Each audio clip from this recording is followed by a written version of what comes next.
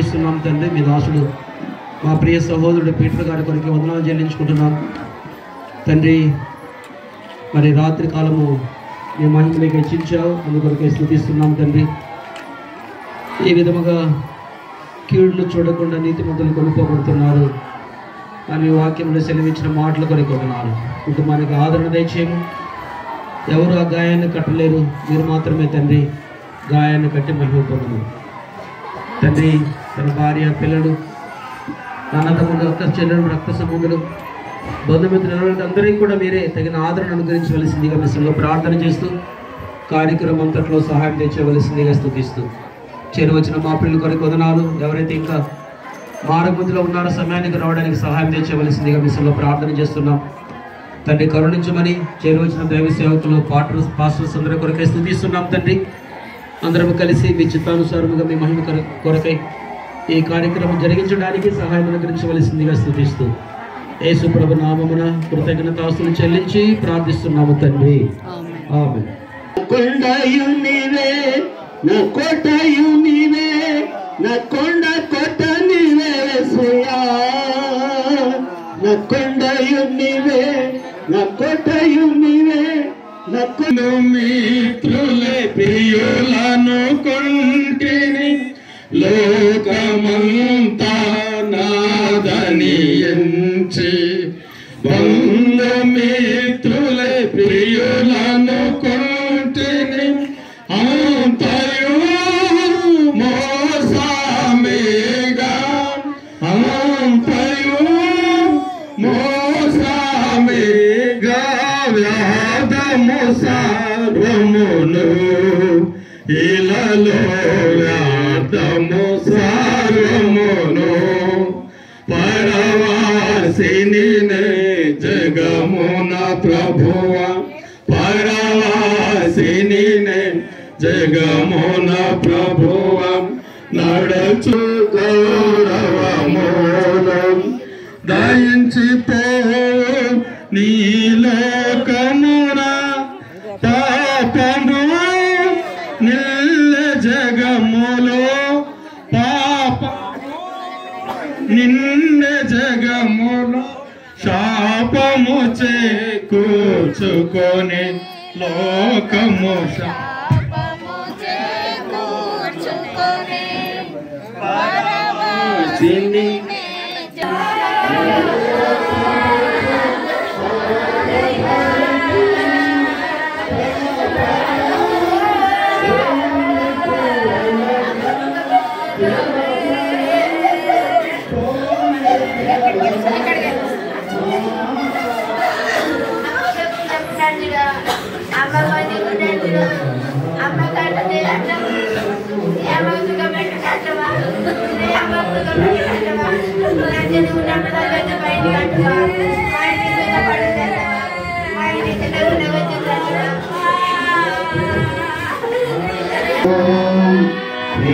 దేశము నా ప్రియ దేశము, పాపరహిత దేశము, ఏ శాపము కనబడదు.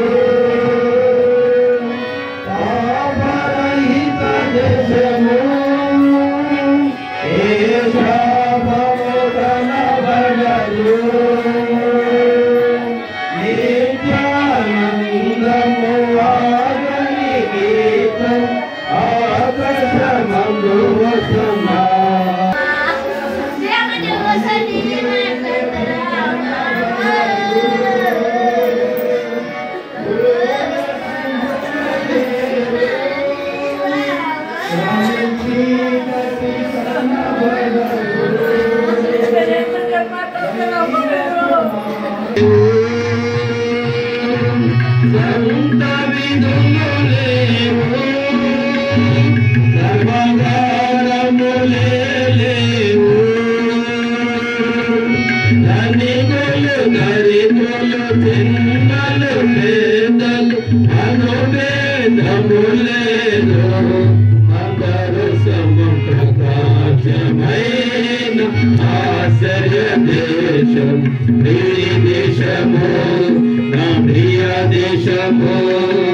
ప్రియ దేశము నా ప్రియ దేశము యేసు కొట్టుకొనువా ఎవరును కావలదు ఎదురము ప్రకాశమైన ఆశ్రయ దేశం ప్రియ దేశము నా ప్రియ దేశం.